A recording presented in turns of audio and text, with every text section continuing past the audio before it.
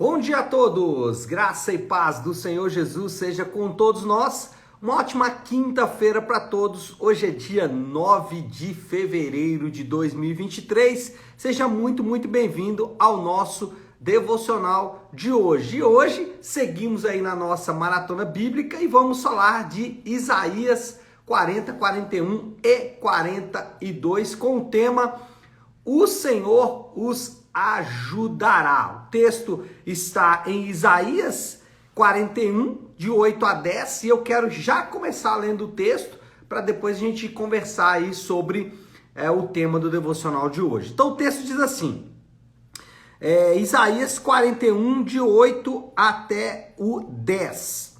Você, porém, ó Israel, meu servo, Jacó, a quem escolhi, vocês, descendentes de Abraão, meu amigo, eu os tirei dos confins da terra, dos seus recantos mais distantes, eu os chamei. Eu disse, você é meu servo, eu o escolhi e não o rejeitei. Por isso, não tema, pois estou com você. Não tenha medo, pois sou o seu Deus.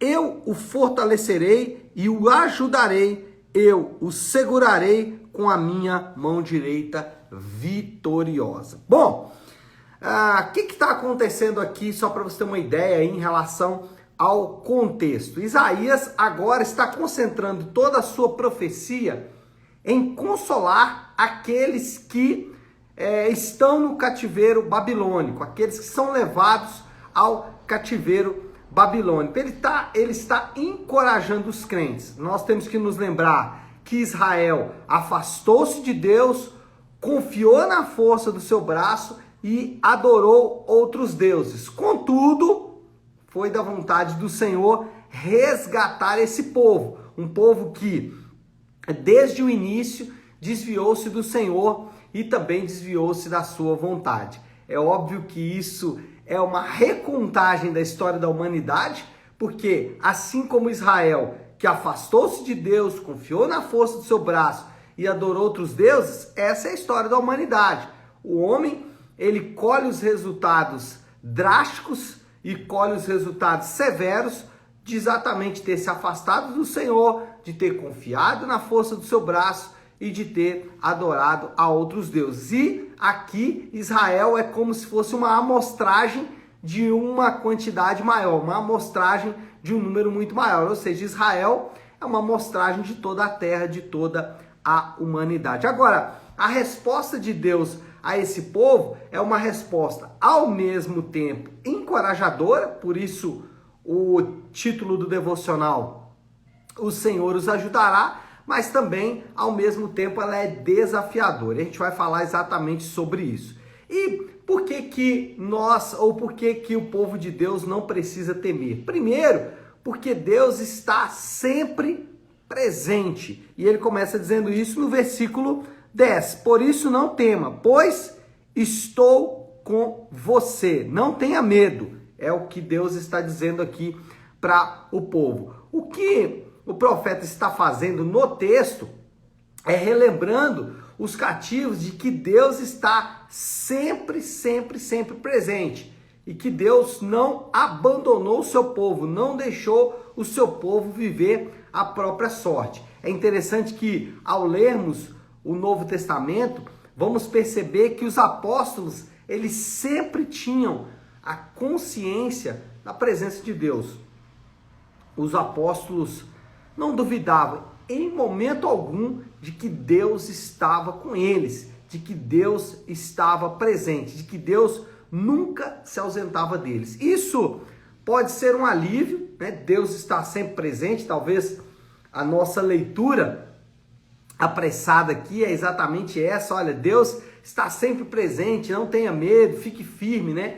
A religião humanista ama falar sobre isso, né? Só que isso também é um alívio. Aqueles que são povo de Deus, que pertencem à aliança, aqueles que estão firmes com o Senhor e que estão guardando a aliança do Senhor, como a palavra de Deus diz, esses podem ter essa segurança. O Senhor está com eles, não precisam temer. Agora, nós não devemos nos esquecer sempre que isso também é um assombro.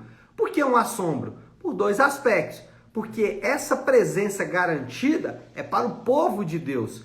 E muitas vezes pessoas estão iludidas com relação a ser ou não ser povo de Deus. O povo de Deus tem características peculiares, tem características que são só deles, e eles estão nessa condição porque assim foram colocados.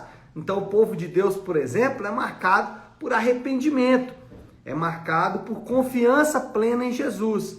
E alguém que se diz povo de Deus, mas que não tem essas marcas, ele vai encontrar dificuldade. O povo de Deus é conhecido como o povo da igreja, o povo que se reúne como corpo de Cristo. E quem não faz isso não deveria estar tão firme, tão seguro como muitas vezes está. Então, essa verdade é um assombro, porque muitos que dizem povo de Deus não são povo de Deus. E outra coisa, isso também é um assombro porque Deus está presente.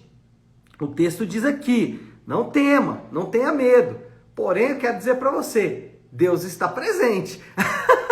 É um alívio, porque Deus está presente, mas também é um assombro, porque Deus está presente. Deus está presente em todo o tempo na nossa vida. E isso, de fato, é um assombro, porque só nós sabemos como anda o nosso coração e como andam as nossas atitudes. Segundo ponto aí, não precisamos temer, porque Deus está em um relacionamento pessoal com o seu povo. A parte B do versículo diz, pois sou o seu Deus. E lá no versículo 8, o profeta vai se lembrar de algo interessante, quando ele diz o seguinte, você, porém, ó Israel, meu servo, Jacó, a quem escolhi. Deus escolheu Jacó. Vocês, descendentes de Abraão, meu amigo. Então, veja bem, o que Deus está afirmando é essa aliança com o seu povo, esse relacionamento com o seu povo. E o profeta está relembrando para um povo cativo, para um povo preso, para um povo que naquele momento duvidava das promessas de Deus. O profeta está dizendo, olha, Deus lembra vocês, Ele é um Deus de relacionamento pessoal com vocês. É interessante que Jesus, Ele nos trouxe essa dinâmica do relacionamento com Deus para muito próximo, né? Jesus, ele tratava o Pai como alguém muito íntimo dele, como alguém muito próximo dele. Então Jesus nos trouxe para perto do Pai nesse relacionamento pessoal que ele mantinha com Deus, e é esse relacionamento que nós temos com o Pai hoje. E a verdade é essa, né? Os crentes estão em intimidade com Deus por causa de Jesus. Isso é importante porque a intimidade com Deus, ela foi vendida como uma mercadoria alguns anos atrás. Ela foi vendida como se algo que eu tivesse que buscar, e se eu fizesse ali algumas coisinhas bem certinhas, aí eu seria íntimo de Deus. Caso contrário, eu ficaria distante ali, meio que jogado aos cantos. Mas não é isso que a Bíblia ensina. A Bíblia ensina que nós temos acesso ao trono do Pai por causa de Jesus, ou seja, eu tenho intimidade com Deus, eu tenho relacionamento com Deus por causa de Jesus. Isso me faz adorar o Senhor Jesus, mas isso me faz também entender que o que alcanço pela graça, e o que alcanço por estar em Cristo. E aí a pergunta do ponto anterior volta. Você está em Cristo? Se você está em Cristo, existem sinais muito claros dessa presença em Cristo. Se você não está, você deveria se preocupar. Quem está em Cristo está em intimidade com o Pai, está em relacionamento com o Pai. Por causa de algo que ele fez? Não. Por causa da obra de Cristo realizada em favor dele. E, em último lugar, só para lembrar, não precisamos temer. O povo de Deus não precisa temer, porque Deus está sempre presente. Deus está em um relacionamento pessoal com o seu povo. Deus chama o seu povo para próximo, lembra das alianças. Deus está em relacionamento pessoal com cada um daqueles que estão em Cristo. E por último, Deus fortalecerá o seu povo. A parte C do versículo 10 diz, eu o fortalecerei e o ajudarei, eu o segurarei com a minha mão direita vitoriosa. O que o profeta está lembrando aqui é que as capacitações que o povo precisaria, lembrando que Isaías está falando para um povo cativo, está falando para um povo vivendo em uma outra nação, com um povo escravo, com um povo dominado. Isaías está dizendo, olha, o Senhor vai fortalecer vocês, vai capacitar você. A Bíblia, ela ensina que a graça de Deus é o que sustenta os crentes. E se não for essa graça, os crentes, eles sucumbiriam facilmente. O que nós aprendemos é que nós dependemos, aqueles que estão em Cristo, dependem do amor e da graça do Senhor. Isso é singular porque se nós dependemos do amor e da graça de Deus, se nós somos dependentes de Deus, como a Bíblia diz que somos, nós não temos motivo para nos orgulhar e nós não podemos reter absolutamente nada. Então, exemplo, por que nós devemos perdoar as pessoas?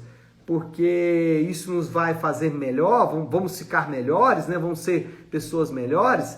Não, não é isso. Nós devemos perdoar as pessoas porque nós somos perdoados por Deus. Então, note que a dependência da graça nos coloca em uma condição de devedores da graça. Como assim? Eu faço as coisas não porque ao fazer essas coisas vou conquistar, mas eu faço as coisas por quê? Porque eu fui altamente agraciado por Deus. Isso também destrói a religião humanista, que traz a ideia de que tudo foi nos facilmente dado. E não é verdade. Nos foi dado pela graça, mas isso teve um custo. E esse custo é o que deve nos fazer pensar e pensar com muita calma. Bom, moral da história. Os crentes precisam estar cientes de como o Senhor ajudou, uma vez que isso altera completamente o seu modo de vida. Essa é a conclusão. Nós, ou quem está em Cristo, todos aqueles que estão em Cristo, todos aqueles que carregam as marcas de estar em Cristo, arrependimento, confiança em Jesus e outras marcas mais, essas marcas, esses que estão em Cristo, precisam ter consciência de como o Senhor os ajudou, porque essa consciência é que vai ajudá-los a conduzir as suas próprias vidas, vai mudar completamente o seu modo de vida. Bom, desafio do Léo para esta quinta-feira. Eu acho que o desafio aqui passa por 2 pontos. Passa por, primeiro, você se perguntar se você está em Cristo, e antes de você responder rapidamente que sim, medite um pouco mais sobre isso, porque estar em Cristo é uma condição importante e determinante, e não estar em Cristo também e vários são os fatores que cooperam para responder essa pergunta. E para você que está em Cristo, lembre-se, o Senhor o fortalece. Tá certo, meu povo? É hora de orar, vamos fazer isso, se você puder, para o instante que está fazendo, e vamos juntos buscar a Deus em oração. Querido Deus, Pai de amor e graça, meu Pai, nós adoramos o Senhor porque o Senhor nos escolheu, como o Senhor escolheu Jacó, como o Senhor escolheu Abraão, como o Senhor escolheu todos os homens da Bíblia, o Senhor escolheu o teu povo para realizar a tua vontade na terra. E nós louvamos e adoramos ao Senhor por isso. O fato de sermos escolhidos nos coloca, Senhor Deus, em uma condição de absoluta humildade, porque não foram nós, não foi o teu povo que te escolheu, mas foi o Senhor que escolheu o teu povo. Então não há motivo para nos orgulharmos, apenas para nos humilharmos na tua presença e questionarmos por que tanto amor, por que tanta misericórdia. Sabemos que o Senhor é bom e a tua misericórdia dura para sempre, e é assim que nos apoiamos e é assim que nós vamos viver. Obrigado por esse tempo, obrigado por essa palavra, assim oramos e o fazemos em nome de Jesus. Amém. Amém, meu povo? Bom, então é isso, nós vamos ficando por aqui. Que Deus te abençoe. Uma ótima, uma excelente quinta-feira para todos. Fiquem com Deus.